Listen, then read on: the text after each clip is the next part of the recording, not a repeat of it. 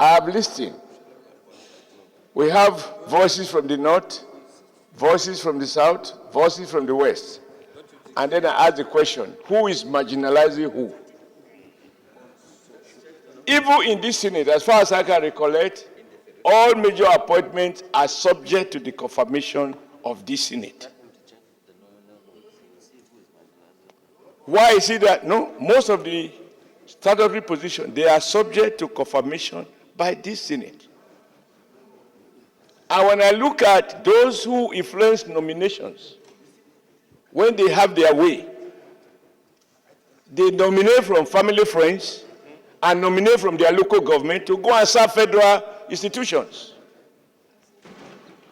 So we must be seen as senators when we have influence to ensure that we use it bearing in mind that every part of this country need to have a feel of inclusion. I think that we are as guilty, since we have immunity to speak in the Senate. I think we too can do better whenever each and every one of us has opportunity to make nomination.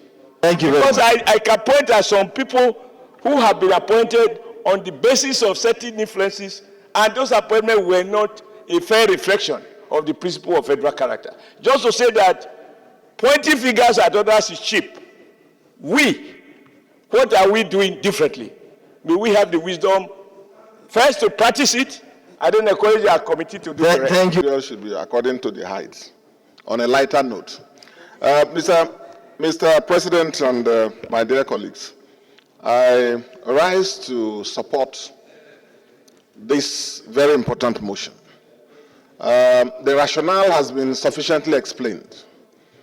This is one of the major challenges we Nigerians are creating for ourselves. Our founding fathers of this nation, knew the nation, the peculiarities of this country. From the Willings Commission to various conferences that they held, they knew the peculiarities. They knew that we were building a new nation. And most people now forget that the nation Nigeria is a nation of nationalities, welded into one to form the largest and the most powerful black nation, which is desirable. But it is in our hands to mold this nation, to create a nation that is inclusive, a nation of all and for all, and not a few. That is why the framers of this Constitution inserted this concept of federal character and went ahead, as my good brother Senator Aliero said, to also in the Constitution establish the Federal Character Commission and went further to prescribe the composition of that commission, to say that it shall consist of members nominated by every state. So all states are represented. And there's also a Federal Character Tribunal. But all of these have been abandoned.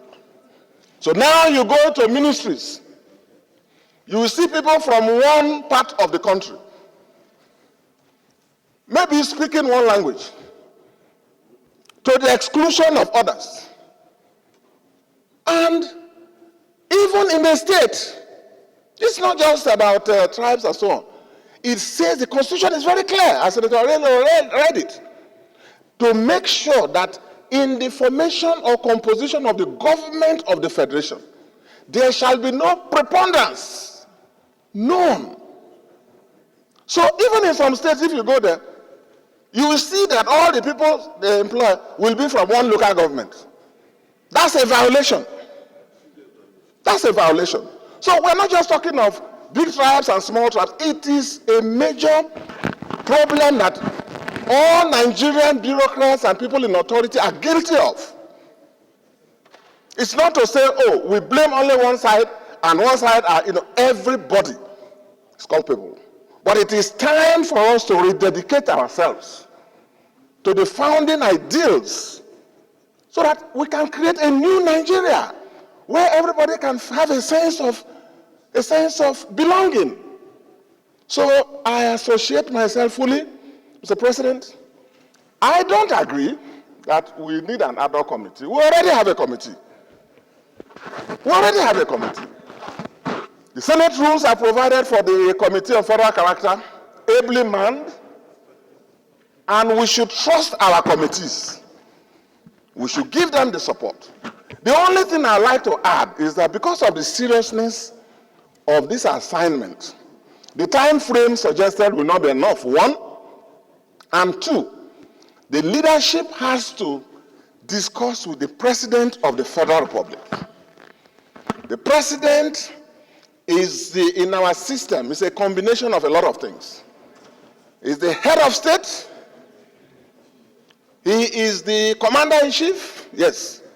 But he's also the leader of the country and the chief executive of the federation. So he should be told that this flagrant commonplace violation has to stop, and that the National Assembly is doing something, and he should throw his weight behind it. And maybe when the report is out, he should be availed a copy, so that we can have fairness for all. If you go to NNPC, it will shock you, even from those of us who are oil producing people, our people are not there. You go to CBN, people are not there. You go to, Mr. President, just extend it 2 minutes for me. No, I was only joking. I'm rounding up. What I mean is, this is a very serious issue. Even in the military, where our people, Nigerians, are trained, they are volunteered to give their lives to our defense of the territorial integrity of our country, fighting side by side as brothers. People will discriminate them. If a recruitment officer is one place, he will only create one type of ethnic army. We can't allow that. And like I said, it's not a time for blame game. No. It's something we all must have collective responsibility to address. So I support this motion. And like I said, the president should be informed. And that all the leadership should give full support to the work that this committee will do. 4 weeks is not enough. Thank you. Thank you very much. Senator Umi, then Deputy Minority Leader, then Senator Ani and Senator Abangida Hussein. Thank you, Mr. President. My name is Senator Victor Ume, OFR. I represent Anambra Central Senatorial District. Mr. President, this section 14.3 of the Constitution icons challenges of this Constitution. And to be able to support this motion, I crave your indulgence to read fully that section 14.3 for all of us to understand. The composition of the government of the Federation or any of its agencies and the conduct of its affairs shall be carried out in such a manner as to reflect the federal character of Nigeria and the need to promote national unity and also to command national loyalty, thereby ensuring that there shall be no predominance of persons from a few states or from a few ethnic or sectional groups in that government or in any of its agencies. Mr. President, the motion essentially addressed appointments only, but the conduct of its affairs of government is very important in this section. Conduct of affairs of government includes development of the country evenly across the geopolitical zones. Therefore, anything government shall do must pursue balance, and it shall to be done in a manner that every part of Nigeria shall be accommodated in it. And that's the only way to preserve national unity. Mr. President, the constant breach of this section of the Constitution, you remember that I have been a champion of equity and fairness in this chamber, right from the 8th Senate. Anything you do to the exclusion of any part of Nigeria is a breach of section 14.3. Anything you want to do, infrastructure development, I've been fighting here about Eastern Rail Line, that is breach of this section of the Constitution. appointments into agencies of government. I don't need to continue to recount what Sireke Dixon has enumerated. But I want to say that my zone has been the greatest victims of this breach. Today we have only 5 ministers in the 6 geopolitical zones of Nigeria. Others have minimum of 8. So we have been dropped due to non-observance of this section of the Constitution. And I believe that if people who are in authority, not only the president, people who are appointed to head agencies of government, if they are properly guided by section 14.3, there will be no domination and influence by any part of Nigeria in the affairs of government. Thank you. Let us be guided by this. Yes, I know time, is short, particularly when it comes to me. But you have made your point. I know you have mentioned the fact that Saudi should not be marginalized. Yes, the message has gone across. No, every part of Nigeria should not be marginalized. I've been saying it. No part of Nigeria should be left behind in the affairs of government, in the conduct of government affairs. Thank you. Be it infrastructure or appointments. So I support this motion, and I want to plead that the Committee on Federal Character here should work with the Federal Character Commission that has representatives from all the states of the Federation. Thank you, Minority Leader. And find a solution to this. Thank you, Minority Leader. Thank you very much, Mr. President. Deputy Minority Leader, have the floor. Thank you very much.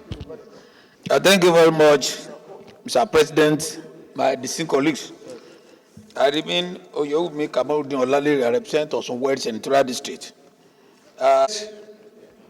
Permit me to say that I support every intent, every objective of this motion. This motion is so fundamental because it touches on the fundamental of our very existence. We are talking of equity, we are talking of justice, we are talking of fairness in the functions and functionalities of government. This motion has captured it all. And many people who have talked on this have laid very good foundation. This is something that happens in our daily lives. Unless you are touched, unless you are affected, you will not feel concerned about this. Of course, what I intend here is that I want to urge the Senate as an institution, as a body, to come up with strong will to see that the Federal Character Commission does her job and does it very well. If you are appointed as the person who is in charge of Federal Character Commission and you are being, you are having problem in performing your duties, it is either government supports you or you resign your position. I am in tune with what Senator Dixon said, Senator Dixon said, that we should keep being reawakened by the consciousness of what is happening in federal institutions. For instance, in university... Distinguished Professor, you have 1 second.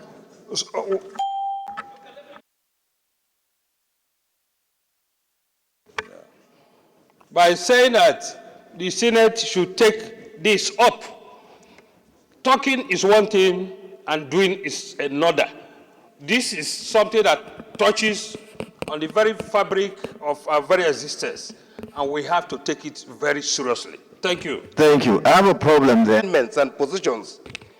Enshrined in that act, it also speaks about fairness in socio-economic infrastructural distribution in the federated units. So I would wish that the Committee on Federal Character should go beyond just POS. We should also look into the equity and fair sharing of socio-economic infrastructure in the federation units. That's what I wanted to add. Thank you. Could be, it has to oversight Committee on Appropriations.